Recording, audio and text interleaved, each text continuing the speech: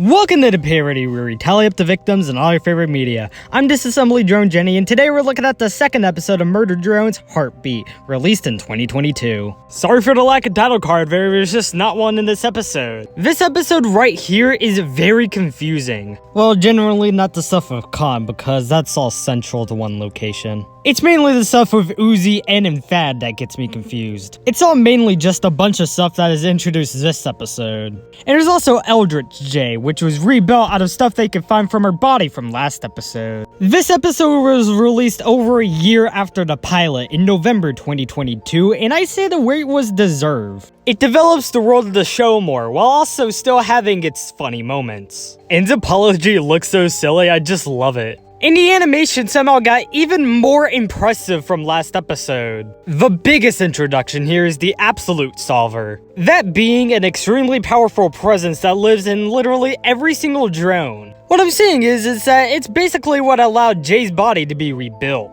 It can also recreate exact replicas of certain drones. And by exact replicas, I mean only drones that have been killed. Because with Thad, who's alive, it doesn't really work out that well, and you can very clearly see that it's a hologram. That only makes it a tad bit confusing for the count, since I can very easily see everything going on. And because the episode leans more into a horror side, it doesn't really have that much kills. Only a few deaths in this episode are on screen. Most of them are off screen, and you can tell that they're killed due to their exact replicas due to the Absolute Solver. Overall, another good episode for the show. How many people are killed just in a heartbeat? Let's find out and get to the kills.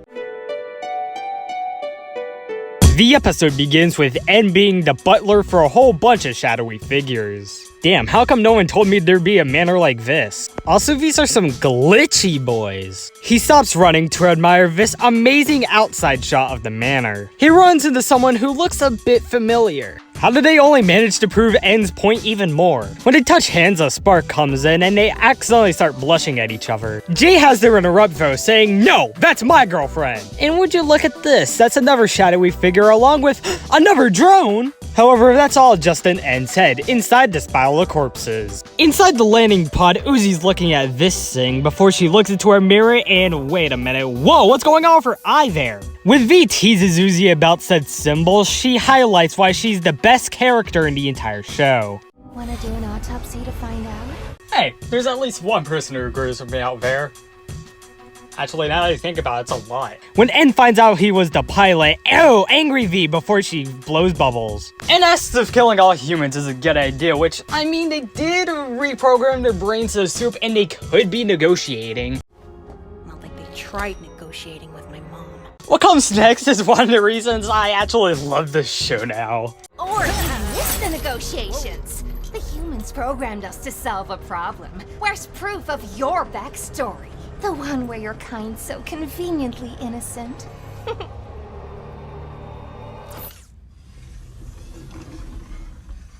N thinks that Jay was getting plans for someone, but Uzi says that's just complicating her murder plans further. We're outside the landing pod and we're now back to where episode 1's fight happened. Even if these two don't appear on screen for long, they still will manage to be charming characters, partly because of the Letterbot 5000 thing. This guy, actually named Frank, is left by the other guy just so he can fix that gaping hole in the ceiling. But elsewhere, he hears some noise. He continues hearing noise until he sees a streak of blood on the ground. Oily blood, which can only mean one thing. He goes and finds the brutal remains of Jay's corpse. Here's a zoomed-in robot bugshot. It causes electricity that drops Frank's flashlight. And in no time at all, these walls and Frank himself are covered by something called the Absolute Solver. Whatever this clawy thing is eventually kills Frank off screen. Almost 5 minutes into the episode, we meet Khan again. Of course, the teacher knows that Uzi's been absent a whole lot lately. Khan says that her behavior's been normal, door-loving, although her teacher would object to that. He presents a montage of her behavior, including not sitting normally, stealing another kid's sentience, and not wanting to pair up with other students, because I mean they are rude to her, so that means it's trash can time. He suggests that Uzi has damaged programming and then asks Khan how she is at home. That is a very tricky question, considering that she's been hanging out with the murder drones. Someone interrupts and says that there's been a certain emergency. Outside, Uzi is sweating, but she feels way better than sweaty because she's literally God! Oh, hi, Thad. I have one recommendation. You might want to give Uzi her sick-as-hell railgun back. Yeah, thank you. Nice effort, dude. And then Thad presents his sick-as-hell names for them. Of course, N&M's. Thad thanks Uzi for saving his life and says that the colony isn't necessarily serious about banishment. The fact I'm too rogue to re-enter society now? I can never return. The storyboarders must have gone all out on these shots because I love all of this! He mentions Jay's corpse because when he went to go grab Uzi's railgun, he says that it might have crawled away. I love N's reaction to all of this. We teleport over to another place within the colony where that other guy from that scene earlier sees the hologram of Frank, but it looks pretty shitty, dude. You know, I never mentioned it, but this guy's name is actually Tim. I don't know. Although it looks suspicious, he agrees to go stand over there with the holographic Frank. Tim, that's literally so insanely suspicious, man. It works though, and Tim is impaled by something that drags him up into the ventilation shafts, and after a bit, kills him in the bloodiest kill so far. That is seriously a pile of blood. Out at some other gates, Uzi, Thad, and N go up to a door. Firstly, he greets Thad, asks if Uzi was grounded, to which she only now finds out about, and asks about N being there. And about N, he goes up to the door and apologizes to all of them by handing him his own drawings and apologies. And with that, he lets all of them in, including N. He looks so silly here, I can't with this. I slow down this part just so you don't get epilepsy, but also to let you know that there's another murder.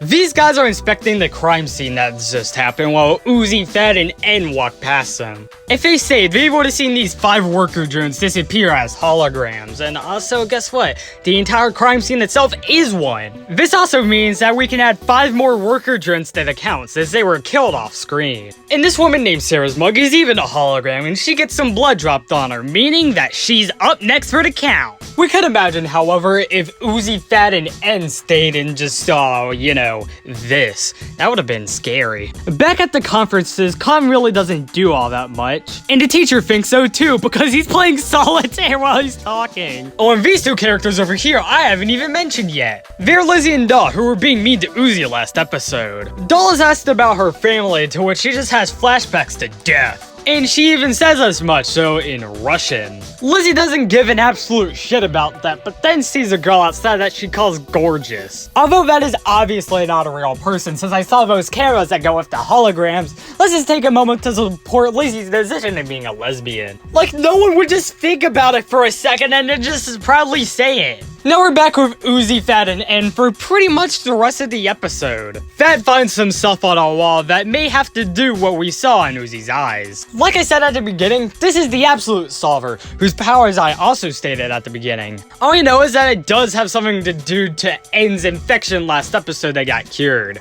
N makes Uzi shut up when they see what looks to be a hand on the ground. Thing, is that you? It's not, so it grabs Thad's leg, and when they follow the arm, it looks to be a giant worm thing. It starts his attack by flying Thad up in the air again. He avoids the count again to do a ninja star that severs the arm. I want a freaking ninja star. Too late, Uzi. And with that, Thad is dragged away again. They go in there and find out he's in the cryosleep section of this place. They find him, however, it's in shitty hologram form. They find out really quick that this hologram is from Jay, and the voice reveals itself pretty quickly, so a ninja star is thrown and Uzi kicks it in order for that to go extinct. And hey look, it's real Thad. Because of this, he just runs away from the entire episode, whoops. They squeal for a second until they remember there's a much bigger entity. They've been murdering to rebuild Jay's body, and all they need is her head. It's also here that we finally see Nora Dorman, Uzi's mother, so I'll add her to the count. It's not working on Uzi, so Jay pulls out her Eldritch head and threatens to kill some worker drones. She kills one of them by ripping off his head with her bare hands and then tossing his body to his side. The other worker is nommed into it in another bloody affair. Very quickly, some explosions pop in from N. Even more pop until Uzi hands N her railgun, which was a big mistake. That was a hologram.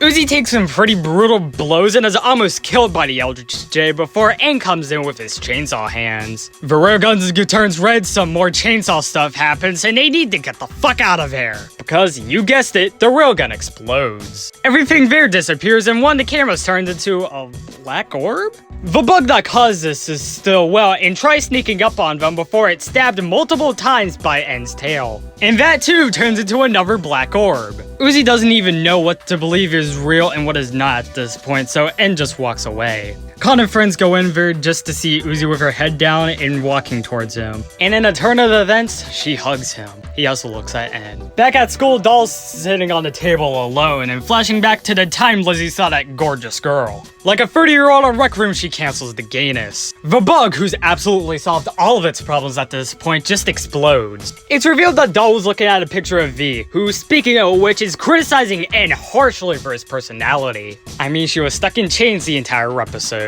The episode ultimately ends with Uzi looking up at all of her theories on the ceiling. How many people died because of another huge oversight at the hands of someone? Let's find out and get to the numbers. I'm totally not a hologram. Don't forget me. Alright. Got that? Good. I counted 15 deaths, or whatever it was, in Heartbeat. The victims consisted of 10 men and 5 women, giving us this 2-to-1 ratio of dudes. We've seen this count one time before on the parody with zombies, which we covered last year. With a run time of 17 minutes, that left us with a kill on average every 1.13 minutes. I'm honestly giving Amethyst Flamethrower to Frank, mostly just because I love the Ladderbot 5000 thing. As for Broken Pistol, I'm giving it to the 5 worker drones who were just revealed as holograms in the crime scene. I want to know how they died! And that's it. Murder Drones Episode 2 Heartbeat was originally premiered a few days before the wide release on YouTube on November 18th, 2022. This started off the first wave of Murder Drones content, which is pretty similar to how Glitch usually releases all of her other shows. Until next time, I'm Disassembly Drone Jenny, and this has been the Parody. Thanks a lot for watching this parody. I'm going to tell you the release dates for the next 3 episodes right now. Episode 3 will either come out August 11th or 12th.